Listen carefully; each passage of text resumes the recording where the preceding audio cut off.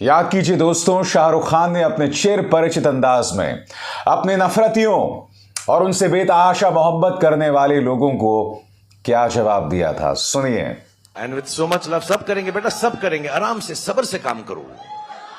अभी सुनो, अभी तो वापस आया हूं, अब कहीं नहीं जा रहा बेटा, बैठो, सालों तक बोलो, ऐसा थोड़ा यार।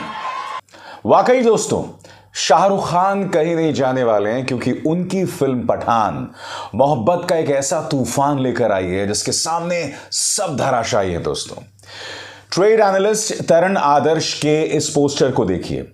634 करोड़ की कमाई वर्ल्ड वाइड, वो भी पहले 7 दिनों में। भारतीय फिल्मों के इतिहास में किसी फिल्म ने इस पैमाने पर कमाई नहीं की है दोस्तों। और मैं आपको बतलाना चाहूंगा, तरण आदर्श के मुताबिक पहले 7 दिनों में सिर्फ भारत में फिल्म ने कमाई की है 395 करोड़ रुपए और विदेशी जमीन पर 239 करोड़ रुपए की कमाई की है। इसका मतलब आप समझते हैं, पहले 7 दिनों में विदेशी जमीन पर 240 करोड़ की कमाई। फिल्म का बजट था 250 करोड़, यानी कि अगर यह फिल्म भारत में रिलीज ना भी होती तो अपने सारे पैसे विदेशी जमीन से कमा गई होती। और आप जानते हैं, जो आंकड़े आ रहे हैं ना, वो बहुत ही शॉकिंग है।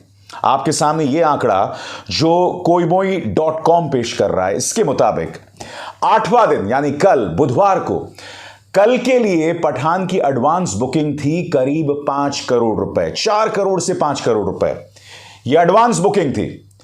अब ये जो 5 करोड़ का आंकड़ा है ना दोस्तों, याद कीजिए अक्षय कुमार की एक फिल्म आई थी रक्षाबंधन।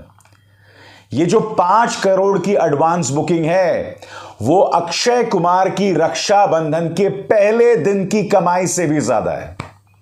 इतना बड़ा तूफान है पठान, इतना बड़ा तूफान है पठान। अब मैं आपको सिर्फ कुछ आंकड़े दिखाना चाहता हूं जिस पर आपको गौर करना पड़ेगा कि पहले दिन कितने कमाए भारत में और इंटरनेशनली। और 300 करोड़ के क्लब में पहुंचने वाली पठान सबसे तेज फिल्म बन गई है। एक एक करके आपके स्क्रीन पर। पहले दिन भारत में इसने कमाए थे 57 करोड़, दूसरे दिन उस रिकॉर्ड को तोड़ते हुए 71 करोड़, तीसरे दिन नीचे आ गई फिल्म करीब 40 करोड़, मगर चौथे दिन वापस 53 करोड़, पांचवें दिन 60 करोड़। अब उसके बाद दोस्तों, उसका जो है सही मायने में इम्तिहान था। मंडे लोगों को लग रहा था कि फिल्म पूरी तरह से धराशायी हो जाएगी, मगर गिरावट सिर्फ 60% की आई और छठे दिन उसने 27 करोड़ की कमाई की। उसके बाद दोस्तों 7वें दिन यानी ट्यूसडे लगभग इसी तरह की कमाई, 27 करोड़ की कमाई। और अगर हम इंटरनेशनली बात करें दोस्तों, पहले दिन जैसे कि आप देख सकते हैं 106 करोड़, दूसरे दिन 113 करोड़, तीसरे दिन 93 करोड़, चौथे दिन 116 करोड़, पांचवें दिन 112 करोड़। और मैंने आपको कहा ना कि 300 करोड़ के क्लब में पहुंचने वाली पठान सबसे तेज फिल्म हो गई है।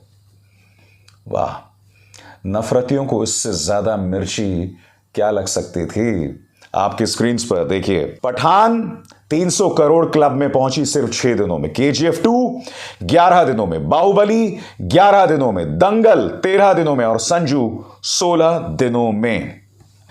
क्या मैंने उम्मीद की थी कि पठान का बॉक्स ऑफिस पर ऐसा तूफान आएगा?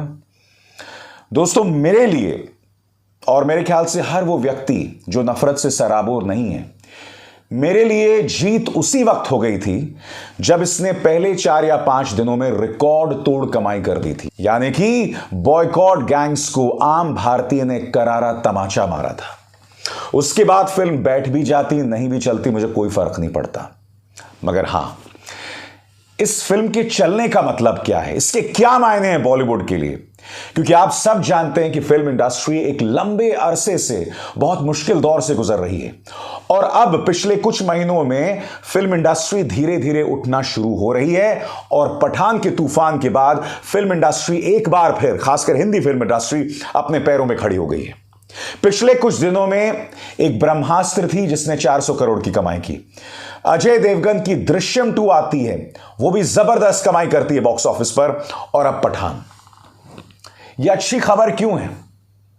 सिर्फ इसलिए नहीं कि पठान ने पहले 6 दिनों में 634 करोड़ की कमाई की, नहीं, आपको इस बात पर गौर करना पड़ेगा कि पठान आता है स्पाई वर्स में।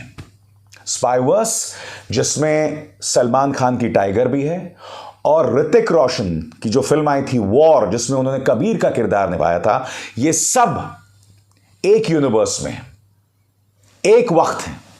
अब मैं आपको बता दूं, इन तीनों की फिल्में सुपर हिट रही हैं। सलमान की 2 फिल्में आ चुकी हैं अब तक, एक तो एक था टाइगर और दूसरा टाइगर जिंदा है, दोनों सुपर हिट फिल्में। ऋतिक रोशन की वॉर आई थी, सुपर हिट। अब ये तीनों एक फिल्म में आ सकते हैं। मैं आपको बता दूं कि इसी साल टाइगर 3 आ रही है और बताया जा रहा है कि इसमें शाहरुख खान का किरदार हो सकता है। वॉर 2 आने वाली है ऋतिक रोशन की, जिसके अंदर जॉन अब्राहम हो सकते हैं, कई लोग कह रहे हैं। और उसके बाद आएगी पठान 2 और फिर एक ऐसी फिल्म आ सकती है जिसमें तीनों बराबरी का किरदार निभा रहे होंगे। आपको कुछ याद आ रहा है दोस्तों? जी हां, एवेंजर्स। एवेंजर्स एक ऐसा यूनिवर्स है जिसमें कई सुपर हीरोज को बनाकर फिल्म बनी थी, जिसमें आयरन मैन भी हैं, हल्क भी हैं, डॉक्टर स्ट्रेंज भी हैं, कैप्टन अमेरिका भी हैं, स्पाइडरमैन भी हैं, ब्लैक पैंथर भी हैं, ब्लैक विडो भी हैं। और इत्तेफाकन एवेंजर्स में ये जो तमाम किरदार हैं उनकी अपनी अपनी फिल्में जो सुपर हिट हुई थी, सुपर डुपर हिट हुई थी। दोस्तों, ये जो स्पाई वर्स है जिसमें पठान भी हैं, टाइगर भी हैं और कबीर भी हैं, ये तीनों फिल्में हिट हैं और वो स्पाई वर्स बनने जा रहा है बिल्कुल एवेंजर्स की तरह। भारतीय फिल्म इंडस्ट्री में पहली बार हो रहा है जब 3 सुपरहिट फिल्में एक बड़े यूनिवर्स का हिस्सा हो रही हैं। दोस्तों, यह फिल्म इंडस्ट्री के लिए एक बहुत अच्छी खबर है, क्योंकि हमें ऐसे ही एक यूनिवर्स की जरूरत थी जिसमें 3 या 4 सुपरहिट कैरेक्टर्स जो हैं वो एक फिल्म में आए और इससे फिल्म इंडस्ट्री को फायदा हो। क्योंकि देखिए दोस्तों, 1 या 2 फिल्में चलती हैं ना, इसका फायदा पूरी फिल्म इंडस्ट्री को होता है और उनकी सफलता से इंस्पायर होकर नई नई फिल्में बनते हैं। मैं आपको याद दिलाना चाहूंगा, रोहित शेट्टी की एक फिल्म आई थी सिंघम, उसके बाद आई थी सिम्बा और फिर आई थी सूर्यवंशी। सूर्यवंशी फिल्म में अक्षय कुमार भी थे, सिम्बा भी थे और अजय देवगन भी थे। यानी कि रोहित शेट्टी भी अपना एक कॉप यूनिवर्स बना रहे हैं, पुलिस का यूनिवर्स। अब ये तीनों फिल्में अपने लेवल पे हिट रही हैं, कोई बहुत जबरदस्त हिट नहीं हुई हैं मगर हिट रही हैं। यानी कि रोहित शेट्टी भी अपना एक कॉप यूनिवर्स, पुलिस का यूनिवर्स बना रहे हैं। इसका भी स्वागत किया जाना चाहिए, क्योंकि जब 3 हिट किरदार एक साथ आते हैं ना, तो वह अपने आप में एक शानदार फिल्म का आगाज होता है या एक शानदार फिल्म यूनिवर्स का आगाज होता है। और इन तमाम चीजों का स्वागत किया जाना चाहिए, क्योंकि इससे क्या होता है, दर्शक जो होते हैं वो सिनेमा घरों में जाते हैं। सिनेमा घरों में जाके दर्शकों को किस चीज की जरूरत होती है दोस्तों? एंटरटेनमेंट की।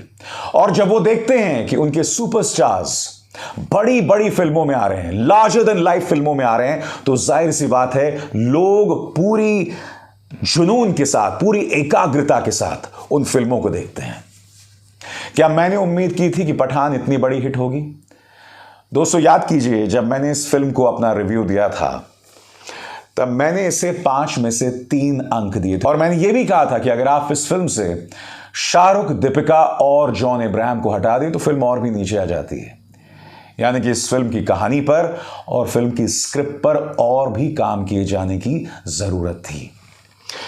मैं उम्मीद करता हूं कि पठान 2 में वो तमाम कमियां पूरी होंगी, इसलिए मुझे ऐसा लग रहा था कि 5 या 6 दिनों के बाद फिल्म बैठ जाएगी।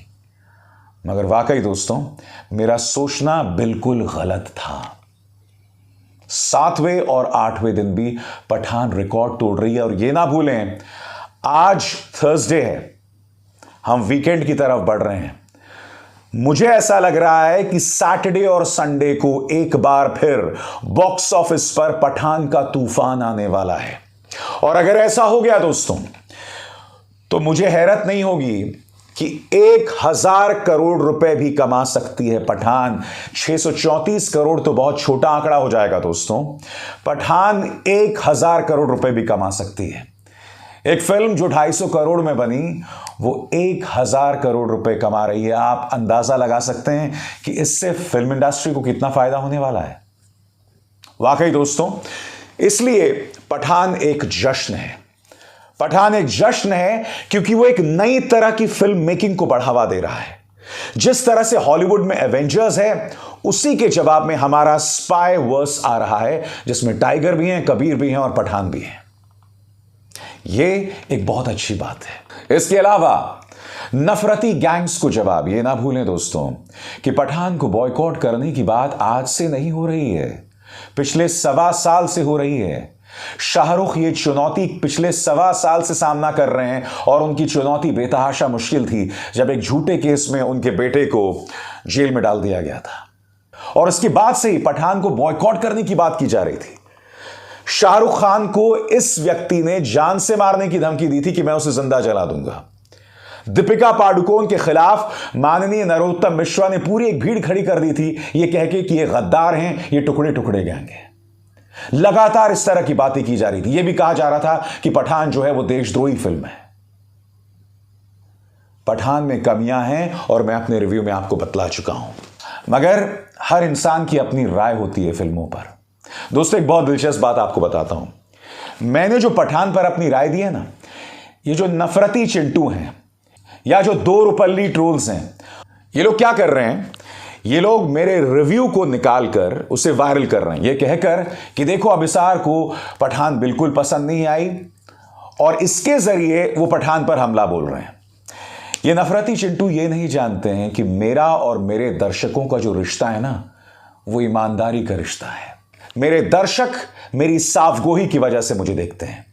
मैं ईमानदारी से जो मुद्दे आपके सामने रखता हूं फैक्ट्स के ऊपर, इसलिए वो मुझे देखते हैं, मेरी साफगोही की वजह से। उनके हीरोज की मैं आलोचना करता हूं, मगर वो जानते हैं कि मेरी नियत क्या है। वो मुझे देखते हैं मेरी बेबाकी की वजह से, तथ्यों पर अपने मुद्दे रखने की वजह से। ये नफरती चिंटू इस बात को नहीं समझ सकते। और वो शाहरुख खान की फिल्म का डायलॉग है ना, 2 चुटकी सिंदूर की कीमत तुम क्या समझो रमेश बाबू। नफरती चिंटुओं को मेरा संदेश, ईमानदारी के इस जज्बे को तुम कहां समझोगे 2 रुपल्ली ट्रोल्स। अभिसार शर्मा को दीजिए इजाजत। नमस्कार। स्वतंत्र और आजाद पत्रकारिता का समर्थन कीजिए, सच में मेरा साथी बनिए। बहुत आसान है दोस्तों, इस ज्वाइन बटन को दबाइए और आपके सामने आएंगे ये 3 विकल्प, इनमें से एक चुनिए और सच के इस सफर में मेरा साथी बनिए।